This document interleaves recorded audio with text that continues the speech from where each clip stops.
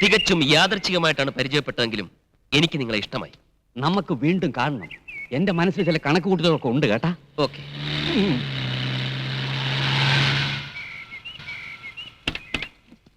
അവൻ മുമ്പേ എത്തി. ഓടുന്ന പട്ടിക്ക് ഒരു മുഴം മുൻപേ.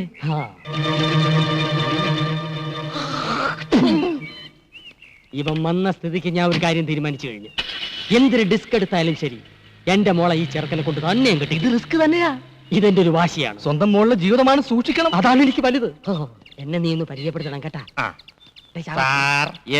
ഞാൻ കുമാർ കുബേര. ഞാൻ കൃഷ്ണ, ബാലകൃഷ്ണ. ഇപ്പൊ പോയവ എന്തിനാ ഇവിടെ വന്നത്? ഇയാളെന്തിനാ ഇപ്പൊ ഇങ്ങോട്ട് വന്നത്? ഞാൻ പരിചയപ്പെടാൻ. അയാൾ പരിചയപ്പെട്ടിട്ട് പോയി. ആ പോയ സാധനം ഫ്രോഡാണ് കേട്ടാ. ഈ നിൽക്കുന്ന സാധനം ഞാൻ ഡീസന്റ്. വലിയ മുതലാളിയാ കശുവണ്ടിയുടെ. എത്ര ഫാക്ടറി ഉണ്ട്? ഒന്നോ? ഈ നിൽക്കുന്ന മുതലാളിക്ക് 18 ഫാക്ടറി ഉണ്ട്. എന്തൊരു ഫാക്ടറി? പടം പിടിക്കുന്ന ഫാക്ടറി. അതും കേരളത്തിന്റെ വിവിധ ഭാഗങ്ങളിൽ പറഞ്ഞു കൊടുക്കുകയെ. ഒറീസ, ബീഹാർ, രാജസ്ഥാൻ, വയറ് നിറഞ്ഞ്. ഈ നോക്കത്ത ദൂരത്ത് കണ്ണും നട്ട് കിടക്കുന്ന സ്ഥലം മുഴുവൻ മുതലാളി സ്വന്തമാക്കാൻ പോണു. ഒരു സ്റ്റുഡിയോ തുടങ്ങാൻ. ഈ ഫോട്ടോ എടുക്കുന്ന സ്റ്റുഡിയോ അല്ല, യുമാറ്റിക്. ഡ്രൈവർ. ഇയാൾക്ക് മനസ്സിലായില്ല, ശരിക്കും പറഞ്ഞു കൊടുക്ക്. ഈ ടിവിയിൽ വന്ന സിനിമയില്ലേ, അത് പിടിക്കുന്ന ഫാക്ടറി. ദൂരദർശനൻ. ആ പുതിയതായിട്ടൊരു ദൂരദർശനം തുടങ്ങാൻ വരുന്ന ആളാണെന്ന് ഇയാള് പറഞ്ഞു. തോനെ കായാവൂലേ? ഓ, ഒരു 5 കോടി. എടോ പിയെ, ഇവിടെ പരിസരത്ത് എങ്ങനെ 5 സ്റ്റാർ ഹോട്ടൽ വല്ലതും ഉണ്ട് താമസിക്കാൻ? ഇല്ല സാർ. ഇല്ലേ? എങ്കിലും ദൂരദർശന്റെ പരിപാടി ഇവിടെ വെച്ച് അവസാനിപ്പിച്ചിരിക്കുന്ന അച്ഛനോട് ഫോൺ ചെയ്ത് പറഞ്ഞേരെ. എന്റെ വീട്ടിൽ താമസിക്കാന്ന് പറയണേ. സാർ, സാറിന് വിരോധം ഇല്ലെങ്കിൽ ഈ കുബേർ സാറിന്റെ വീട്ടിൽ താമസിക്കാം. എനിക്കത് ബുദ്ധിമുട്ടാവും. ഇപ്പൊ ഇവിടുന്ന് പോയ ആൾ ഇത് തന്നെയല്ലേ പറഞ്ഞത്? അയ്യോ, അവന്റെ വീട്ടിൽ താമസിക്കരുത്. അവന്റെ ഭാര്യയ്ക്ക് പകർച്ചവ്യാധിയാണ്. നിങ്ങളുടെ ഭാര്യയ്ക്ക് ഒരു വ്യാധിയില്ല. ഇനി വരാതെ നോക്കണം. മറ്റൊരു വഴിയില്ലെങ്കിൽ നമുക്ക് ഇയാളുടെ വീട്ടിൽ താമസിക്കാം അല്ലേ? ഡ്രൈവർ, ഒരു 50,000 രൂപ ചെക്ക് എഴുതി. അയ്യോ, പണം തന്നെ അവമാനിക്കരുത്. ഇതൊരു സഹായമായിട്ട് കരുതണം, എന്റെ മനനിമ്മതിക്ക് വേണ്ടി. ശരി ശരി ശരി, എങ്കിൽ നമുക്ക് ഇയാളുടെ വീട്ടിലേക്ക് പോവാം. ഡ്രൈവർ വണ്ടി എടുക്കും. നീ സ്വീകരിച്ചോണ്ട് വാടേ.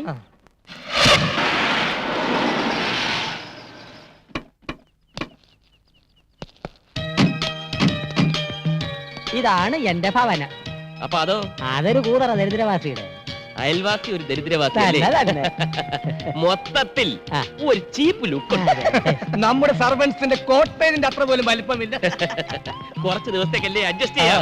ഡ്രൈവർ, പെട്ടി എടുക്കൂ. പെട്ടി ഇറേ. ചെന്താമരം.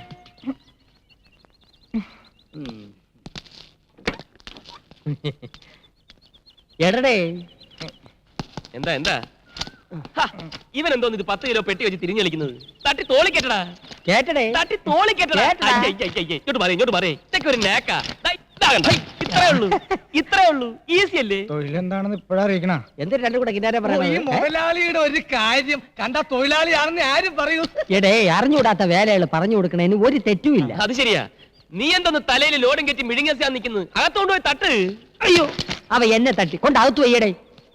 ചോമട് അകത്തുകൊണ്ട് തട്ടാ ഇപ്പൊ പറഞ്ഞു. ഈ ഭാഷകൾ എങ്ങനെ പഠിച്ച്? ഇവന്മാരോട് സംസാരിക്കാൻ വേണ്ടി മുതലാളി ട്യൂഷൻ എടുത്ത് പഠിച്ചതാ. തന്നെ ഇറങ്ങി നിൽക്കുന്നു ചവല കൂതറ.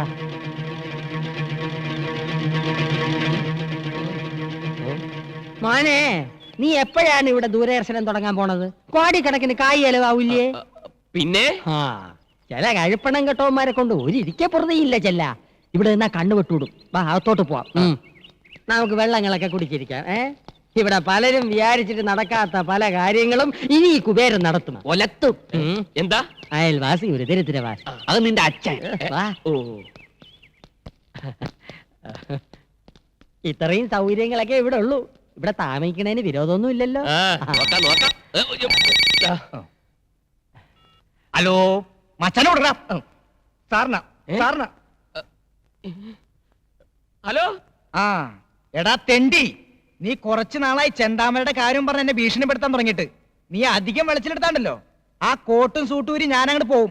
പിന്നെ നിന്റെ മുമ്പിൽ ഇരിക്കണ കോന്തന്റെ മകളെ കെട്ടണ എനിക്കൊന്ന് കാണണം. हम तुम के कमरे में बंद हो. राजा का रानी से प्यार हो गया. അവന്റെ ഒടുക്കത്തിൽ ഹിന്ദി പാട്ട്. ഫോൺ വെക്കട മൈച്ചാനെ. अच्छा अच्छा, മനീഷ കൊഴിയാള സാ പക്കടോ.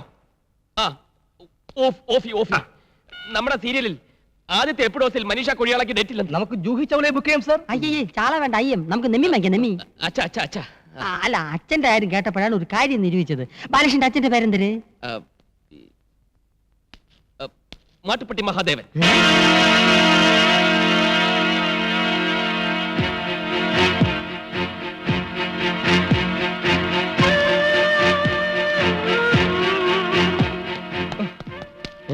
നീ എന്തിനാ എന്റെ അച്ഛന്റെ പേര് പറഞ്ഞത്?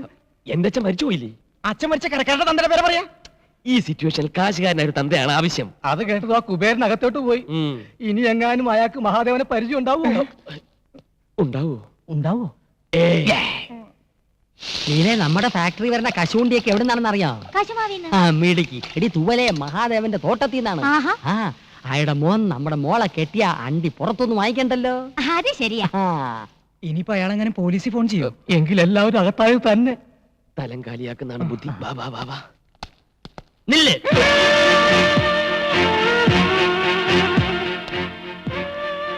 ഇനി വാടി. ഇതാണ് മാധവന്റെ മോൻ ബാലകൃഷ്ണൻ. ബാലകൃഷ്ണ. തെറ്റിപ്പോയി. ഇതെന്റെ ഭാര്യ ലീല. ലീല കുബേര. ഹലോ. ഹലോ. എവിടെ ലക്ഷ്മി? ലക്ഷ്മി. ലക്ഷ്മി ലക്ഷ്മി. ഓ, അപ്പൊ ഇവിടെ വേറെ പെൺകുട്ടികളൊക്കെ ഉണ്ടല്ലേ? പെൺകുട്ടികളില്ല, ഒരു പെൺകുട്ടിയേ ഉള്ളൂ. എന്റെ മോള് ലക്ഷ്മി, സാക്ഷാൽ മഹാലക്ഷ്മി. എന്തിനാ ഡാഡി വിളിച്ച? പ്യാടിച്ചു വായ. മോൻ കഴിഞ്ഞിട്ട് പാടി. മാടപ്രാവനെ പോലെ കുണുങ്ങി കുണുങ്ങി പോണത് കണ്ടാടിയേ. പകർച്ചവ്യാധിയാണോ? അയ്യോ അല്ല, മുഖത്തിനൊരു പോതരവ് കിട്ടാൻ വേണ്ടി പെരട്ടണ കുഴമ്പ്. എന്തിനാ എന്റെ പേര്? അതിപ്പോ നിനക്ക് പറഞ്ഞൂടെ? പിന്നെ എന്തിനു പുല്ലിന് നീ സൗന്ദര്യക്കടയിൽ കയറി ഇറങ്ങണം? അതുപോലെ മോള് കണ്ണി കണ്ട മാസികളൊക്കെ വായിച്ച് അവൾ എന്തൊരു കണ്ടാലും എടുത്ത് മോന്തയ്ക്ക് പരട്ടും. വെള്ളരിക്കണ്ട അവള് വിടൂല്ല. വെട്ടിയെടുത്ത് കണ്ണി ഒട്ടിക്കും, കാരറ്റ് എടുത്ത് ചുരണ്ടും, റവ എടുത്ത് തലയെ തേക്കും, കുളിക്കുന്നത് പയറുപൊടി തേച്ച്, മോൻ കഴിവണത് ആട്ടും പാലില്. ഓ ചെലവോട് ചെലവ്. എന്തൊരു കഷ്ടം. ഞാൻ ഒരു പണക്കാരനല്ലായിരുന്നു, ഇപ്പൊ പിച്ചക്കാരനായനെ. എന്തിനാ അവര് പെക്കളഞ്ഞത്? എത്ര കോടി രൂപ കിട്ടിയാലും ഈ അവതാരത്തിന് എനിക്ക് വേണ്ട. അയ്യോ, ഒറിജിനൽ രൂപത്തിന് യാതൊരു കുഴപ്പമില്ല. അത് നിനക്ക് എങ്ങനെ അറിയാം? ഇതെന്തൊരു ചർച്ചകള്? അല്ല, ഈ പ്രായത്തിലുള്ള പെൺപിള്ളേരുടെ വീട്ടിൽ കഴിയാൻ മടിയാണെന്ന് മടിച്ച് മടിച്ച് പറയായിരുന്നു മുതലാളി.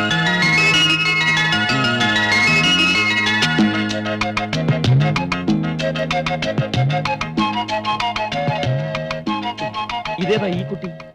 എന്റെ മോള്. എനിക്കിഷ്ടമായി. ഈ വീടും പരിസരവും ഒക്കെ പരിചയപ്പെട്ടില്ല. സോറി. ഞാൻ ബാലകൃഷ്ണ. തിരക്കിൽ നിന്നും തിരക്കിലേക്ക് തിരക്കിട്ട് കുതിക്കുന്ന ഒരു ബിസിനസ്സുകാരൻ. മഹാഭാരതം കാണാറുണ്ടോ? ആ ബുക്ക് കൂടെ വാങ്ങിച്ചു വെച്ചിട്ടുണ്ട്. 300 രൂപയായി. അതല്ല, ടിവിയില്. ഇതൊക്കെ ടിവിയിലും വന്ന കണ്ടിട്ടുണ്ടോ? ഉണ്ട്. രാമായണം. ഉണ്ട്. ഇത് രണ്ടും നിർമ്മിച്ച ഞാനാ. വേറെ വേറെ പേരുകളിൽ. അതെന്തരന്? ഈ ഇൻകം ടാക്സ്. ഓ ഈ സീരിയൽ അല്ലാതെ സിനിമയൊന്നും പിടിച്ചിട്ടില്ല. കൂലി നമ്പർ 1. English cinema. ഇനി ഞാൻ കഥ തിരക്കഥ വസനം എഴുതി സംവിധാനം ചെയ്യുന്ന ഒരു സീരിയൽ നിർമ്മിക്കാൻ പോകുന്നു. എത്ര എപ്പീസ്? 1000. ഇത്രയും നീളോ? അതേത് സീരിയൽ? രാമായണം 2ാം ഭാഗം. ഇംഗ്ലീഷാ. ഒരു ചെറിയ വേഷം ഞാനും അഭിനയിക്കുന്നുണ്ട്, രാമന്റെ. എന്റെ മനസ്സിലുള്ള സീതയുടെ രൂപം ഇതാണ്. സെലക്ട് ചെയ്താ